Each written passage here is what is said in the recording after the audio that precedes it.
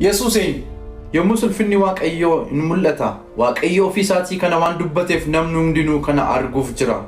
Kanaafuu Yesuus Kiristoos ulfina Waaqayyooti. Yesuus immoo deebisee dhugumaan isinitti hima Abrahaam utuu hin dhalatin iyyuu ani jiran ture isaaniin jedhe. Kanaafuu Yesuus Kiristoos hunduma dura iyyuu tureera. Alfaadhaaf Omeegaadhaan. Yesuus tikseen gaariin ana. Tikseen gaariin lubbuu isaa hoolotaaf hin kennu. Kanaafuu Yesuus Kiristoos tiksee gaariidha. Sagalichi jalqaba waan hundumaa dura ture. Sagalichi Waaqayyo bira ture. Sagalichi ofii isaa Waaqayyo ture. Kanaafuu Yesuus Kiristoos Waaqayyoodha. Inni dhufu sun wanti kun hundinuu waldoota kiristaanaa akka ga'uuf ani Yesuus ergamaa koo ergee isiniif dhugaa baasiseera. Ani hidda Daawit sanyii isaatis ani bakkalcha barii isa calaqqisaadha. Kanaafuu Yesuus Kiristoos bakkalcha bariiti. Yesuus ammas namootatti dubbatee ani ifa biyya lafaati. Namni ana duukaa bu'u ifa jireenyaa hin qabaata. Malee dukkana keessa hin adeemu isaaniin jedhe. Kanaafuu Yesuus Kiristoos ifa biyya lafaati. Yesuus deebisee karichi dhugaan jireenyis anaan yoo ta'e malee eenyuyyuu gara Abbaa hin dhufu jedhe. Yesuus Kiristoos karaadha dhugaadha jireenyas. Fayyisaa aangoo qabeessas nuuf kaase lataa garbicha isaa Daawit keessaa. Kanaafuu Yesuus Kiristoos aangoo qabeessa. Yesuus ammas dhugumaan isinitti hima ana balballi hoolotaa. Kanaafuu Yesuus Kiristoos balbalattiin ol galanidha.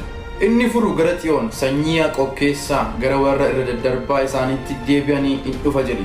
Kanaafuu Yesuus Kiristoos furee lubbuu keenyaati. Waaqayyo tokkicha inni gidduu dhaabbatee Waaqayyoo fi nama walitti fidus tokkicha. Inni immoo Kiristoos Yesuus isa nama ta'ee mul'ateedha.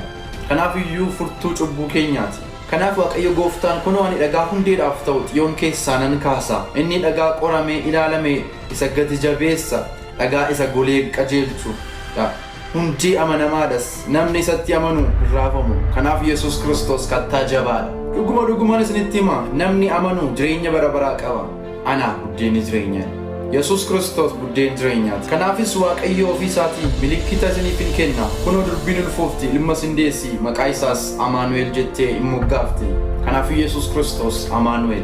Itti hiqee siricha harkaan qabnaan warri baatan hin dhaabbatan. Inni immoo dargaggeessa nana Sinan jedha kai jedheen. Yesuus Kiristoos fayyisaa. Mucaan nuuf dhalateera ilmis nuuf kennameera. Humni mootummaa isaa gatiittii isaa irra jira. Maqaan isaa Gorsaa Dinqii Waaqayyo Jabaa Abbaa bara baraa hangafa nagaa. Kanaafuu Yesuus Kiristoos hangafa nagaati.